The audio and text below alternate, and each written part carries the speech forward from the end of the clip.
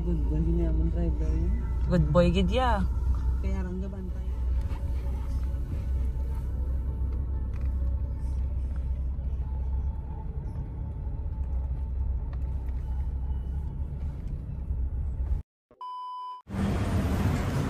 Alright guys, time check natin, alas 8 ng gabi at nandito na kami ngayon sa airport. Nakikita nyo kami lang dahil kulang po kami. Kailangan ko siya, kailangan namin siyang iwan. So pasok lang tayo sa elevator. Stop sama.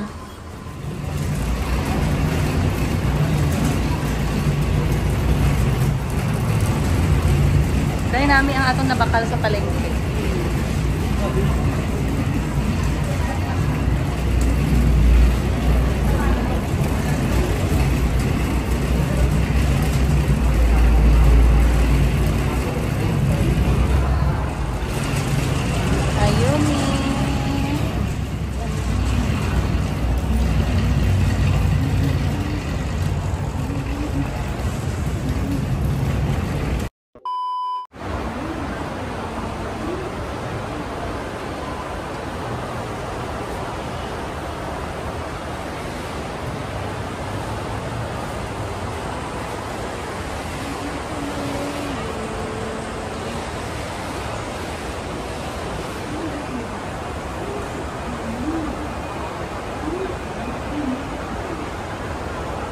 A few moments.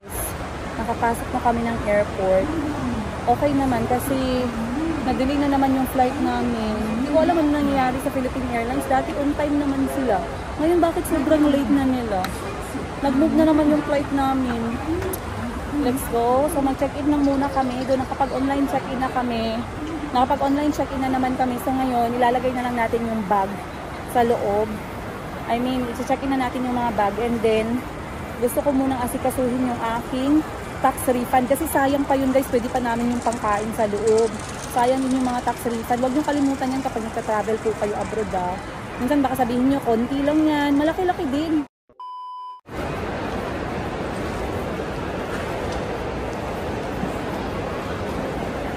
Alright, pupunta muna tayo ng oversized baggage drop. Kasi merong kaming dalang pasalubong para kay Chico at kay Kulot at medyo hindi naman siya mabigat, hindi din siya malaki pero yung sukat niya hindi pasok doon sa check-in. Wala namang bayad guys, kaya idadrop lang natin. Ganito po ang itsura ng departure area ng Thailand. Meron sila yung kanilang mga statwa. Dito tayo. Tabi daw ng ano, ayun.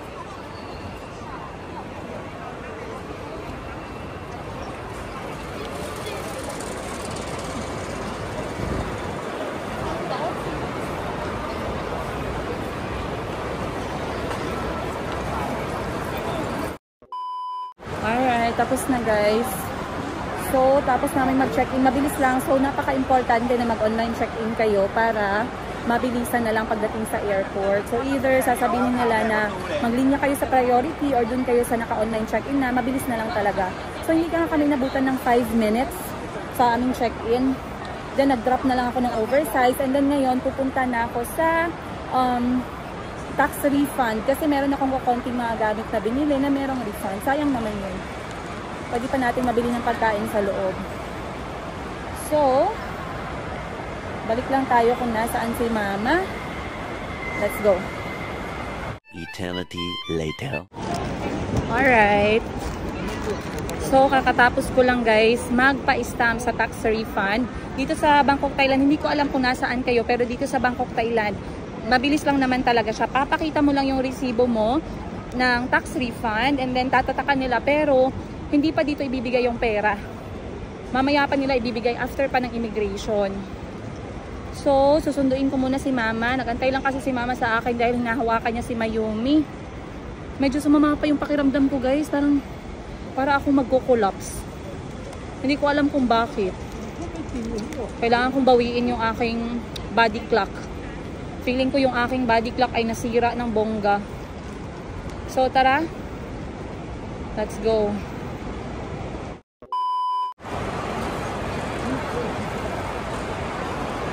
Ang daming mga monk ngayon guys, oh. Siguro may travel sila.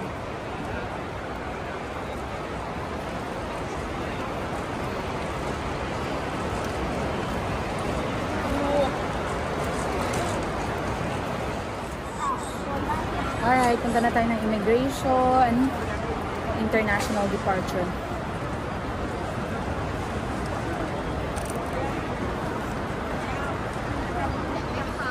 Yan, nagpila kami dun guys sa normal na pila, pero pinabalik kami kasi meron na pala silang bagong pila para sa may mga bata. So, eto yung tinatawag nila ang fast track. Time check natin, 9:30 p.m. And dapat nasa departure area na kami ng 11:30. So, we have a lot of time. Dahan-dahan lang tayo ng lakad. Let's go.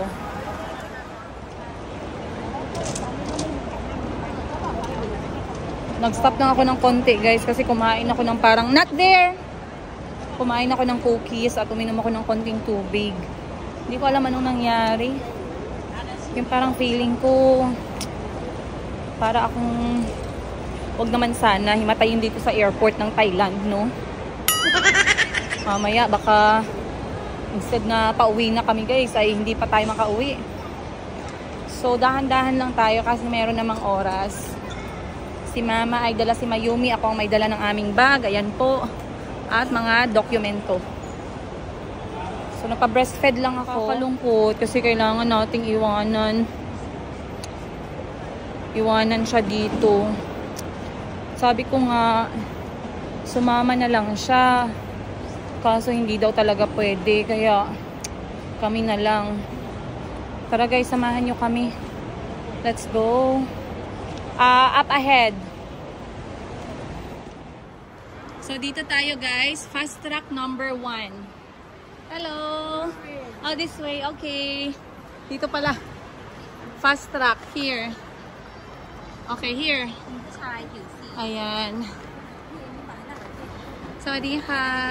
So, sa fast track, pwede yung first class, business class, disabled, infant, pregnant. Merong smart visa. Yung mga monk.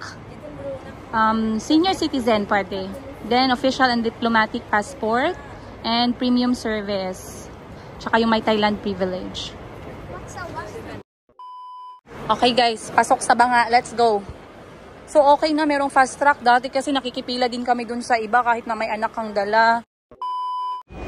Alright. So, nag-aantay na lang ako kay na Mama. Dumaan sila sa immigration area na. So, lahat guys, para sa may mga kasamang bata, kasali na kami sa fast track. So, etong immigration na dinaanan namin, wala din masyadong pila kasi ano na siya, priority. So, inaantay ko lang si Mama kasi pupunta na kami sa gate letter D para magpa-refund ng aking tax. May mga nagsasabi, guys, hayaan mo na, konti lang naman. Hindi, sayang din kasi pag inipon-ipon mo, o, di ba ngayon, inipon ko lahat, nakaabot pa ako ng 1,000 baht or around almost 2,000 pesos na tax refund. Ang sarap din ikain yan mamaya pagdating namin, di ba? Okay, go. Here. Thanks. This way. Letter D, Ma.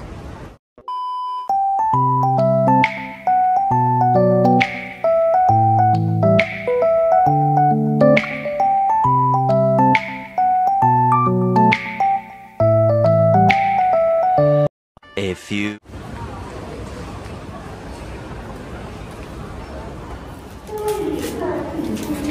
Kapanaka. Alright.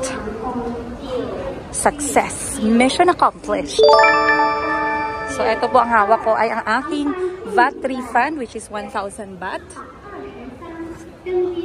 So, ngayon, we can actually go to our departure gate.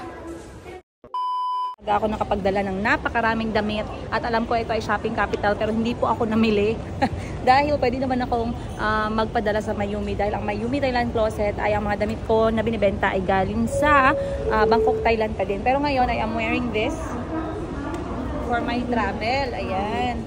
So, simple lang na, anong tawag mo dito sa top na to? Very cozy lang siya. And then, nag-shorts lang tayo guys para madali lang akong makagalaw mamaya kapag bitbit ko si Mayumi. And then, nag-shoes na lang din tayo. Ayan. aking shoes na nung una kong binili ay apakasakit talaga. Pero na ano na yung aking paa guys, na ano na siya, tawag mo doon, alright guys, okay, here. Okay guys, pakita ko lang sa inyo ang bitbit namin ni Mama kasi sabi ko kay Mama, wag na masyadong dala guys dahil may hihirapan kami at kasama namin si Mayumi. So ito po ang aking dala, ito ay travel bag na very baby friendly. Nabili ko ito sa SM, parang na-share ko na sa inyo yan. So ito lang po yung dala ko. Nandito na lahat mostly yung gamit namin. And then nagdala kami ni Mama ng isang paper bag na merong pagkain. Pwede lang namin siyang itapon later. So hindi na kami nagdala ng another pa na bag. And then si Mama, ito lang ang bitbit niya. Meron lang siyang cellphone dito at dito niya nilalagay yung passport. And then si Mayumi. So basically guys, masyado lang talagang relax yung aming mga bitbit. So sa wakas at successful yung aking plano na hindi magmukhang baggage counter. Let's go.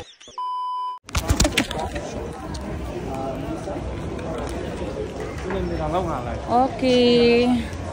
So tamang-tama na may nadaanan kami dito ang chicken na merong kanin. Bibili lang tayo, gagamitin ko yung aking VAT refund. So sabi ko naman sa inyo guys, sobrang apaka-useful talaga. Nasaan yung sukli ko? Ay, nasa bulsa ko pala. So may sukli pa ako mamaya. Pwede na siya pang water. So instead na mag-withdraw ako ulit ng pera pang bili ng pagkain, hindi na kailangan kasi malaki-laki din yung VAT refund. Mostly ng mga tindahan dito kapag bumibili ka sa Thailand, merong VAT refund, lalo na yung mga nasa loob ng mall.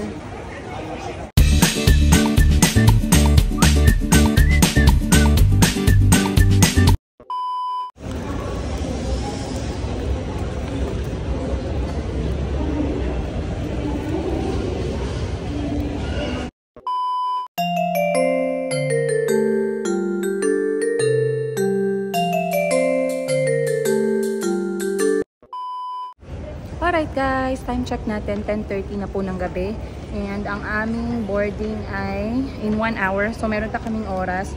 Nag-take out na lang kami dahil wala nang space dun sa kainan.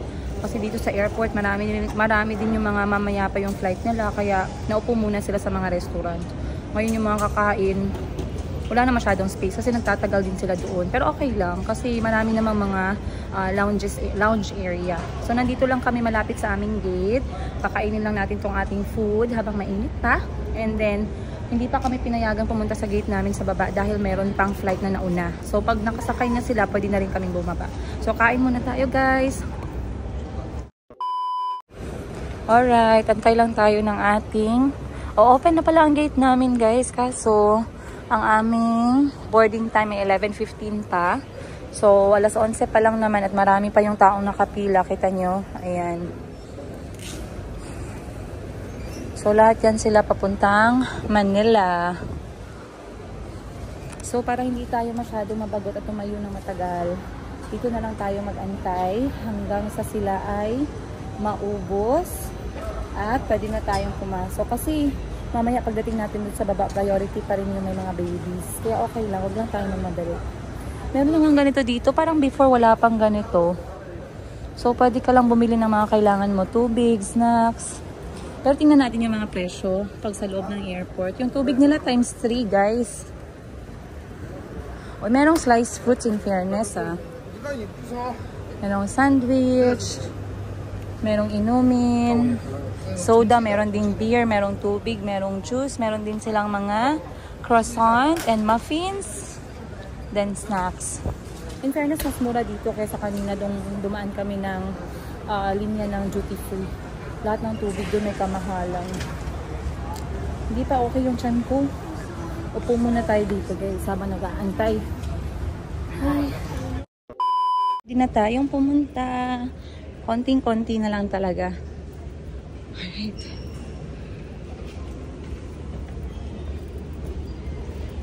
Ay, magdala pala ako ng sarili. Kahil, did you be... Okay.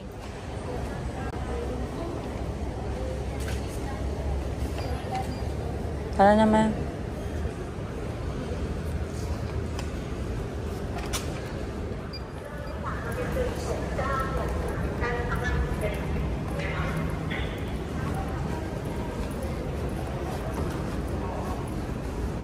A few moments later. You want to ensure the passport?